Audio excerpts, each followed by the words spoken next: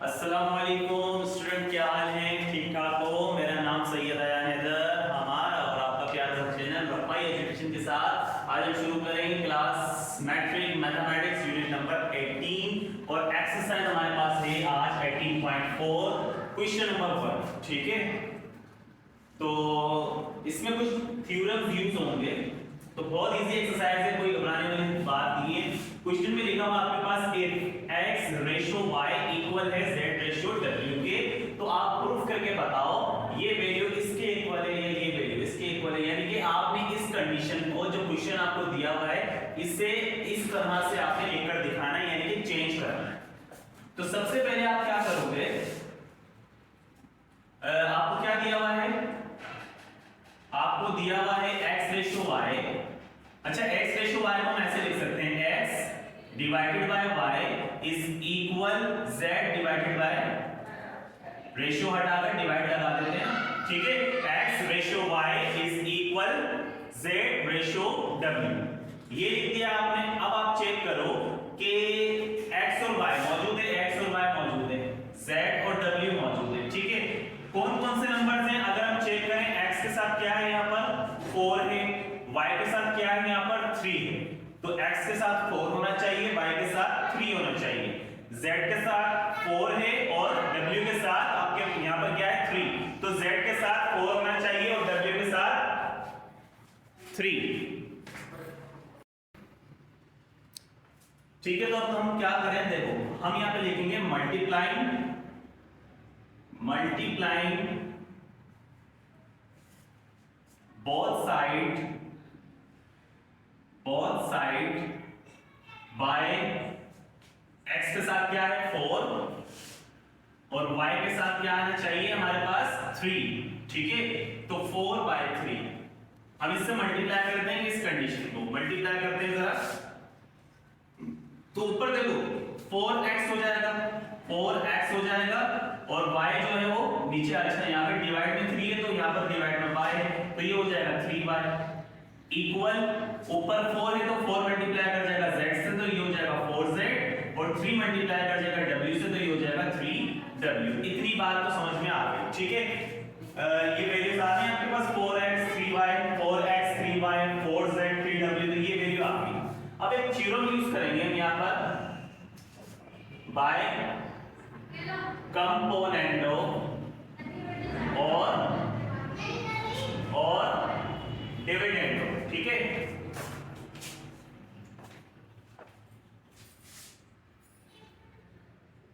ये थ्योरम आप यहां पर यूज करोगे। अच्छा, इस थ्योरम को किस तरह से यूज करते थे? ये थ्योरम होता है किसके इक्वल है? सपोज करो आपके पास लिखा हुआ है a ratio b is equal c ratio d। ठीक है, इस कंडीशन को हम ऐसे लिख सकते हैं a over b is equal c over d, ऐसे लिख सकते हैं। और कंपोनेंट और डिविडेंडो की जब बात आती है तो हम क्या करते हैं, हम इसी वैल्यू को हम लिख देते हैं a प्लस b और इसको हम लिख देते हैं a माइनस b। ठीक है, इक्वल, इसी तरह से इसके साथ हम क्या करते हैं c प्लस d और c माइनस d, ये कंपोनेंटो में प्लस करते हैं, डिविडेंडो में माइनस करते हैं। समझ में आ गई बात कि अगर आपने ऐसी कंडीशन हो उसके ऊपर क्या लगाना हो, कंपोनेंटो डिविडेंडो थ्योरम आपने लगाना, डिविडेंडो थ्योरम लिखते हैं ना इसको। ठीक है, थ्योरम अगर आपने लगाना हो तो आप क्या करोगे, a नीचे वाली वैल्यू के अंदर प्लस, इसी तरह से a नीचे वाली वैल्यू के अंदर माइनस। ठीक है, इसी तरह से ये c नीचे वाली वैल्यू प्लस, फिर c नीचे वाली वैल्यू माइनस। ठीक है, यानी कि a plus b divided by a minus b, c plus d divided by c minus d। अब आपके पास जो a है वो ये 4x है और जो b है आपके पास वो क्या है 3y और जो c है आपके पास वो है 4z और जो d है आपके पास वो ये है। ठीक है, ये आपके पास a है, ये आपके पास b है, ये आपके पास c और ये आपके पास d। तो आपके पास जो थ्योरम मौजूद है a लिखा हुआ है इसमें, तो a की जगह बताओ क्या रखना है, 4x, तो a की जगह आप रख दो 4x, आगे प्लस की जगह प्लस, b की जगह बोलो क्या रखेंगे हम 3y, तो b की जगह आ जाएगा 3y डिवाइडेड बाय, फिर a की जगह 4x और माइनस b की जगह क्या आ जाएगा 3y। ठीक है, अच्छा अब आगे क्या लिखा हुआ है इक्वल, फिर c की जगह बताओ क्या आ जाएगा 4z, c की जगह 4z आगे प्लस और d की जगह आप क्या रख दोगे 3w, तो ये आ जाएगा 3w। इसी तरह से c की जगह क्या आ जाएगा 4z, आगे माइनस और d की जगह क्या आ जाएगा 3w। अब चेक करो कि क्या यही क्वेश्चन था हमारे पास, यही चीज लेकर आनी थी 4x + 3y 4x - 3y और 4z + 3w 4z - 3w। तो ये चीज आपने यहां पर प्रूफ कर दी, हैंड्स प्रूफ्ड। ठीक है, कॉपी पेंसिल निकालो और इसे कॉपी करो।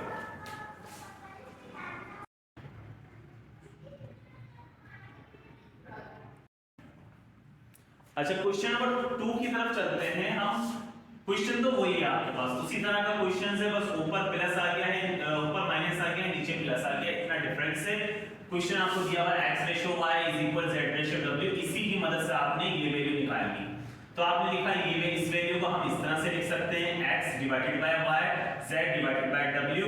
अब मल्टीप्लाइंग बोथ साइड तो करेंगे, अब हम किससे मल्टीप्लाई करेंगे, क्या वैल्यू है यहाँ पर 5 और 3, x के साथ 5 y के साथ 3, यानी कि 5 और 3 से हम मल्टीप्लाई कर देंगे। Multiply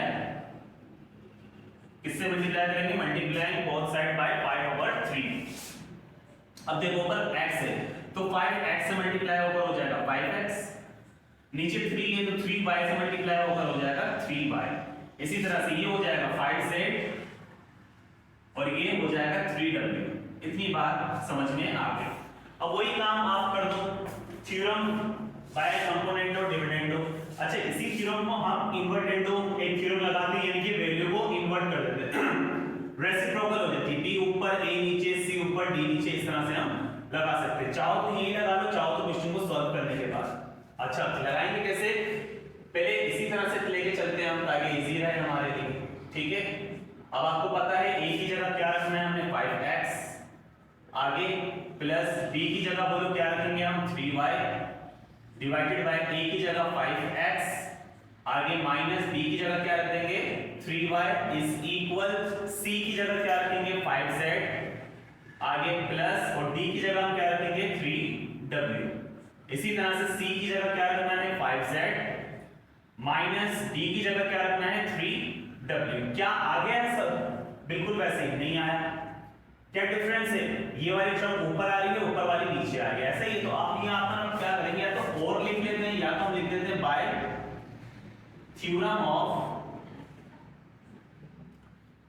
of invertendo. इसमें हम करते क्या है, हम वैल्यूज का रेसिप्रोकल उलट कर देते हैं, नीचे वाली वैल्यू ऊपर चली जाएगी, यानी कि 5x ऊपर माइनस का 3y, ठीक है, डिवाइडेड बाय ऊपर वाली वैल्यू नीचे आ जाती है 5x + 3y इक्वल ये वाली वैल्यू ऊपर चली जाएगी, ऊपर वाली नीचे, तो ये आ जाएगा 5z - 3w divided by 5z + 3w। ठीक है, ऊपर वाली वैल्यू नीचे। आप चेक करो, बिल्कुल एज इट इज आ गया हमारे पास। ठीक है, तो इसे कॉपी करो, कर लिया कॉपी। अच्छा, क्वेश्चन नंबर 3 में आपके पास ये तो कोई नंबर्स नहीं, पावर्स आ गई इसके अंदर, पावर 3 आ गई इसके अंदर। ठीक है, क्वेश्चन तो वही है आपके पास। अब हम इसमें मल्टीप्लाई तो करेंगे नहीं क्योंकि कोई नंबर यहाँ पर मौजूद नहीं है, तो आप एक काम कर सकते हैं, क्या करें, हम यहाँ पर लिख सकते हैं टेकिंग पावर 3 है ना, टेकिंग क्यूब, पावर 3 को क्या बोलते हो क्यूब ऑन बोथ साइड, दोनों तरफ हम क्या कर देते हैं पावर 3 को लिख लेते हैं, यानी कि x डिवाइडेड बाय y इसके ऊपर आ जाएगी power 3 is equal z divided by w और इसके ऊपर आ जाएगी पावर 3, और इसी को अगर हम पावर को ओपन करके लिखें तो ये हो जाएगा x3, नीचे हो जाएगा y3, ये हो जाएगा z3 और ये हो जाएगा w3। ठीक है, अब थ्योरम वही लगा दो, कंपोनेंट और डिविडेंड, तो इसमें करेंगे किस तरह से, देखो बच्चों इजी क्वेश्चंस हैं बहुत।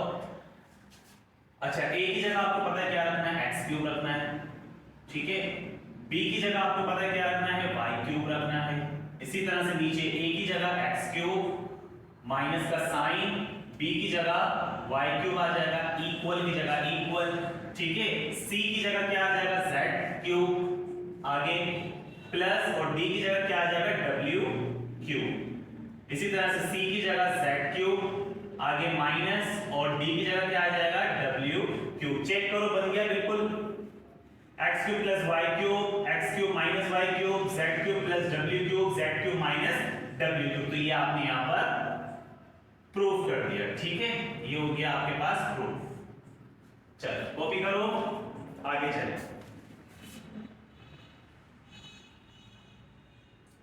कर लिया कॉपी, हो गया, आगे चलें।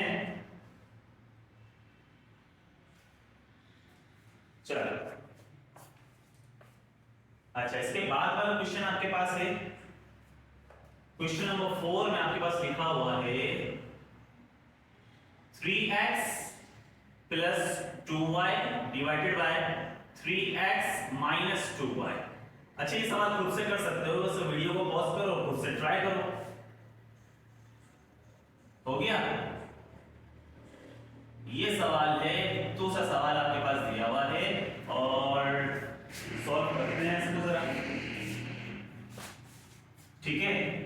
वैल्यू आपके पास मौजूद है, x ओवर y और z ओवर w। अब सबसे पहले आप नंबर चेक कर लो, नंबर दिया हुआ है x के साथ आना चाहिए 3, y के साथ आना चाहिए 2। तो हम क्या करेंगे, मल्टीप्लाइंग बोथ साइड बाय क्या 3 डिवाइडेड बाय 2, 3 डिवाइडेड बाय 2। अच्छा, तो 3x से मल्टीप्लाई होकर हो जाएगा 3x और 2y से मल्टीप्लाई होकर हो जाएगा 2y। इसी तरह से 3z से मल्टीप्लाई होकर हो जाएगा 3z और 2w से मल्टीप्लाई होकर हो जाएगा 2w। अब सारे कहानी वही है। तो ये हो गया सवाल आपके सामने, हो गया। सिर्फ वैल्यूज को रख दो आप फॉर्मूले के अंदर।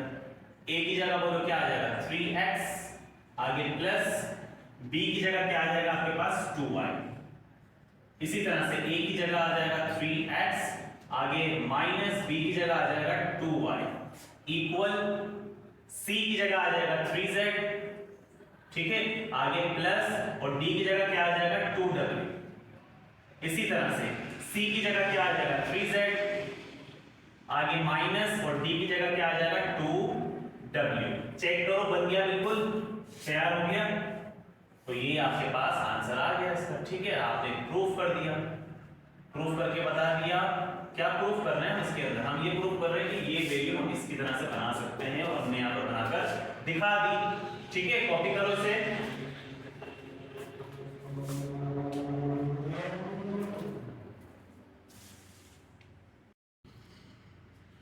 तो क्वेश्चन 1 का हमारे पास एक आखिरी पार्ट बचा है, क्वेश्चन नंबर 5।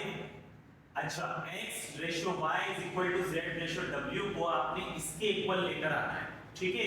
तो ये वैल्यू मौजूद है, हम इस वैल्यू को कैसे लिख सकते हैं, x रेशियो y को x divided by y, z ratio w को z डिवाइडेड बाय w, ये लिख दिया। अब सबसे पहले आप नंबर चेक करो, x के साथ 2 है, y के साथ 3 है, तो इसका मतलब यहां पर हम मल्टीप्लाइंग करेंगे किसको, multiplying by multiplying both side by x को 2 से और y को 3 से। अच्छा, अगर हम 2 को x से, देखो ये 2 ऊपर है तो x भी ऊपर है, 2 को x से मल्टीप्लाई कर देंगे 2x हो जाएगा, 3 को y से मल्टीप्लाई कर देंगे 3y हो जाएगा, 2 को z से मल्टीप्लाई कर देंगे 2z हो जाएगा, 3 को w से मल्टीप्लाई कर देंगे 3w हो जाएगा, ठीक है। इतनी बात समझ में आ गई। अब अगर हम यूज करें बाय थ्योरम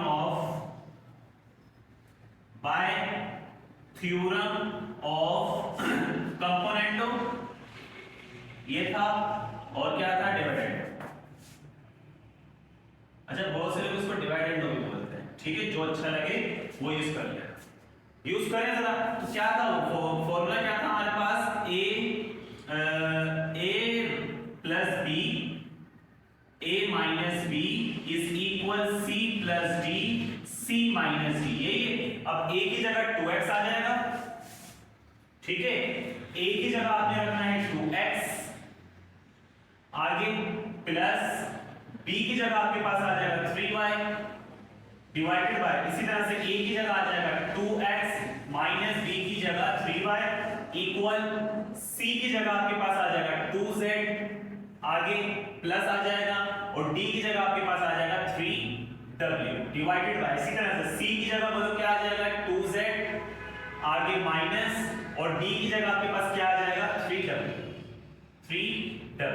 क्या ये प्रूफ हो गया? ये तो काफी बड़ी वैल्यू आ रही है और ये हमारे पास छोटी वैल्यू आ रही है, ठीक है। और अगर हम चेक करें तो ये x y फिर z और फिर w, यानी कि इसका रिलेशन इसके साथ बना हुआ है, इसका रिलेशन इसके साथ बना हुआ है। चेक करो ना, x y z w, x y z w, यानी कि इसका रिलेशन इसके साथ होगा और इसका रिलेशन इसके साथ होगा। तो अब हम क्या करते हैं, अब एक काम कर लेते हैं। हमने लिखा 2x + 3y डिवाइडेड बाय, इसको इसकी जगह शिफ्ट कर दो और इसको इसकी जगह शिफ्ट कर दो। बीच में अगर इक्वल होता है तो क्रॉस मल्टीप्लिकेशन हम कर सकते हैं। तो इसकी जगह हम ये लिख देंगे, इसकी जगह हम ये लिख देंगे। क्या लिखा हुआ है 2z + 3w इक्वल लगाया, ये वैल्यू आ जाएगी। इसकी जगह क्या लिखा हुआ है 2x + 3y डिवाइडेड बाय, ये वाला नंबर बिल्कुल एज इट इज। ऐसा क्यों किया मैंने? क्योंकि इसका रिलेशन इसके साथ था, इसीलिए इस वैल्यू को मैंने इसके अपोन में लिख दिया यहाँ पर, ठीक है। इतनी बात समझ में आ गई। अब ये तो काफी बड़ी वैल्यू आ रही है, तो हम क्या करें, हम दोबारा इसके ऊपर थ्योरम लगा देंगे, by theorem of component root and dividend, ठीक है।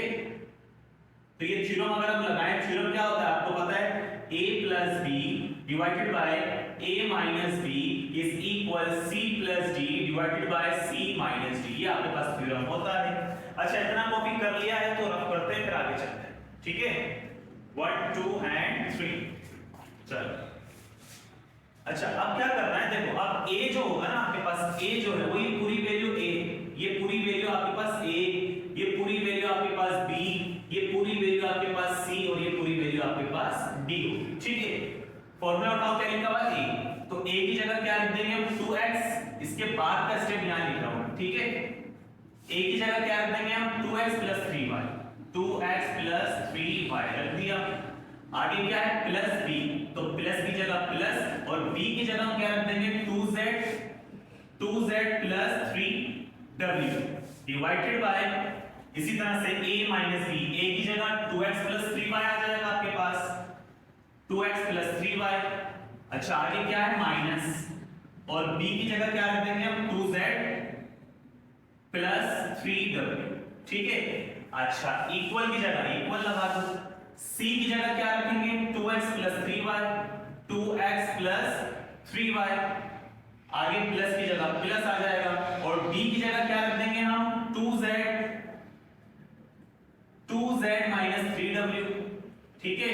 d की जगह उसकी वैल्यू आ जाएगी डिवाइडेड बाय, इसी तरह से c की जगह 2x + 3y, 2x + 3y, आगे माइनस की जगह माइनस और d की जगह क्या आ जाएगा 2z - 3w, ये आपके पास वैल्यू आ गई। अब ब्रैकेट को अगर हम ओपन करें तो देखो 2x + 3y + 2z + 3w, ये तो एज इट इज आ गई। और यहां पर अगर हम ब्रैकेट को ओपन करें तो 2x + 3y - 2z माइनस का 3w, ठीक है। अच्छा, इक्वल की जगह इक्वल आ जाएगा। अब इसको अगर हम ओपन करें तो ये हो जाएगा 2x + 3y + 2z - 3w। अच्छा, इसको अगर हम ओपन करें तो ये हो जाएगा 2x + 3y माइनस का 2z माइनस प्लस का 3w। तो ये आपके पास आंसर आ गया। समझ में आया? चेक करें, आ गया समझ में? आ गया समझ में बच्चों? एक गड़बड़ सी लग रही है कुछ, यानी यहाँ पर प्लस माइनस है, यहाँ पर प्लस आ रहा है, तो कुछ गलती कर दी हमने यहाँ पर। क्या गलती कर दी? चेक करो, क्या गलती कर दी। ये यहाँ पर आ गया, इसकी जगह हमने ये वैल्यू रखी, इसकी जगह ये रखनी थी। देखो माइनस, क्या करते हो सर, ये माइनस है, हमने यहाँ पर प्लस लिखा हुआ, ठीक है।